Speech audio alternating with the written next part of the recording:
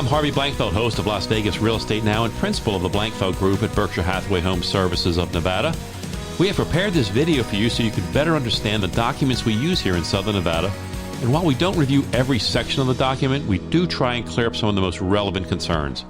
We are recording this video in 2023, and if you're watching long after that, there are likely changes that have taken place with this document, and this video may have some parts that are outdated. Also know that we operate in Southern Nevada, and these forms are specific to our market. While you may be able to glean some value from this video, please know that no two markets operate exactly alike. And finally, I need you to know that I'm not an attorney, and none of what I'm saying should be interpreted as legal advice. Okay, let's get started. The Blankfeld Group Transaction Calendar. This is a form we developed a few years ago to make sure that all the parties in the transaction agree on the important dates of that transaction. And so what we did was we developed this little document and we built it so that whenever we have a transaction, we can prepare this and send that out to all parties, and all parties can agree that these are in fact the dates that we want to all recognize as important to this transaction. So that's why we developed it. Let's tell you what it's all about. It's also actually just a good summation of the deal. It has a lot of the details in the deal that we can use like as a cover page of the deal. So it's actually quite useful. So let's start up top. The first number you're going to see here is the escrow number. We'll put that on the document. Then we'll put the multiple list number here. That's from the marketing from the multiple list. Here's the agreed upon sales price. And then here you're seeing who we are, the Blankfeld Group, who we're representing in the transaction. In this case, we're representing the buyer. And which one of our agents is representing the buyer. In this case, it's me. And then this is an internal number we use for tracking our transactions. And then right here is the type of financing that's involved in this transaction. Over here is the date of the property that's being transacted. The address. Why did I say date? The address of the property is being transacted. Here are the names of our sellers. And coincidentally, their names happen to be seller. And here are the names of our fictitious buyers, and their names happen to be buyer. Now, here's maybe the most important date that we use here, and that's the contract date. That's right here. We've completed that. And the definition of a contract date here for us is this over here. The contract date is the date the finally agreed to and executed documents are delivered. So when the last counter is signed and delivered to the other party, that's the contract date. That's when everything starts, okay? Now, in this case, earnest money is due in 2 days. The due diligence is 10. These are right off the contract, and we'll plug these numbers in. And then finally, the other number we pull off the contract is the close of escrow date. That's here. And then once we plug all this in, and you can look and make sure that we've done the right numbers according to the contract, it will generate the specific dates that things need to be due and completed by. The earnest money needs to be in escrow by February 1st in this case. The preliminary title report needs to be delivered to our buyer by the 13th. The inspection addendum needs to be agreed to by this date. Now, this is an important term, agreed to. This is very important. When you do a home inspection, in this case, they have 10 days due diligence. If you do the home inspection, you need to not only complete the inspection, submit the request for repairs, and both parties need to agree on how you're going to proceed as a result of that request.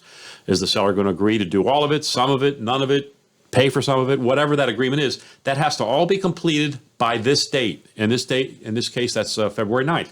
Now, if it's not, and you're afraid you're going to run up against it, and the buyer, in my case, I'm representing the buyer, and we're not going to make that date, I may either have to ask for an extension, or the buyer may have to cancel because the seller's not responding to that request in a timely manner. So we want to make sure we get those things done timely. That's really important.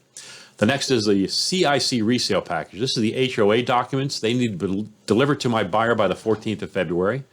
The appraisal needs to be completed by February 20th in this case. Completed means if it came in, great. If it didn't come in at value, both parties need to agree on how they're going to address it. Is the deal going to move forward? Is it going to be canceled? Is the price going to be changed? Is the buyer going to come out of pocket? There's a number of ways to go with an appraisal if it doesn't come in. So if it doesn't come in, we still need to resolve it by this date. And again, if we're not going to get it resolved, we may need to require and write up an extension of that deadline so both parties agree to give it a little more time to get it negotiated.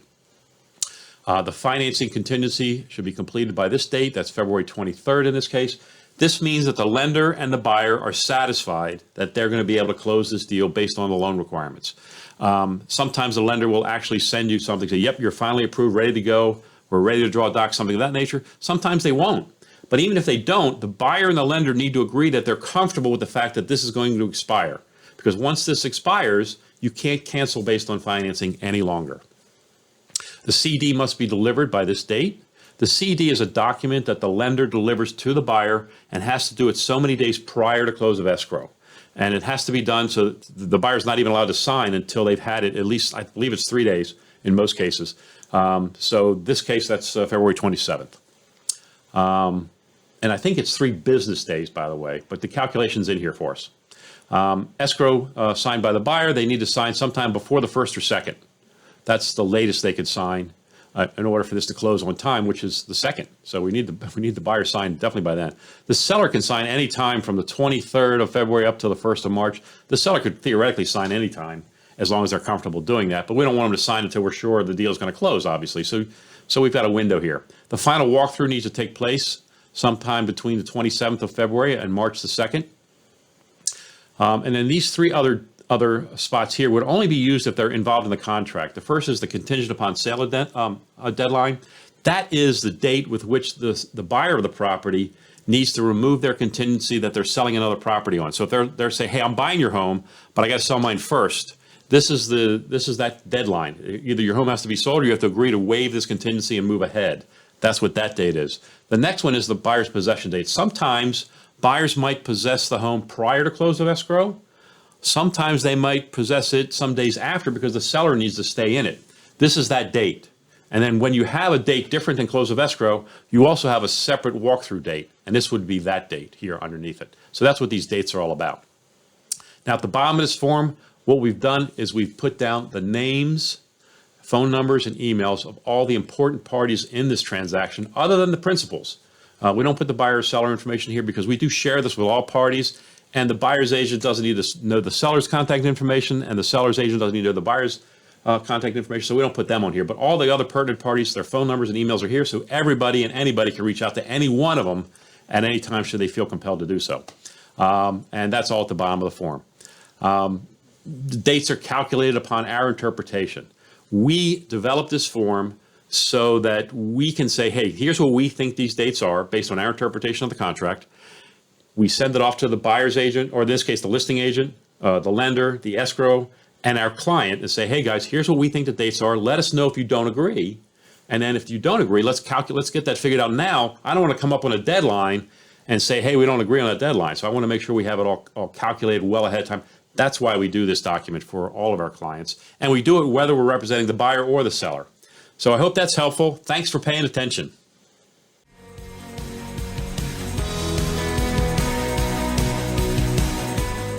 I hope you found this video helpful. Please feel free to review our other videos at www.lbrealestateradio.com. And once again, thank you for taking the time to learn about this document. And if you have any questions, just call or text me at 702-203-1165.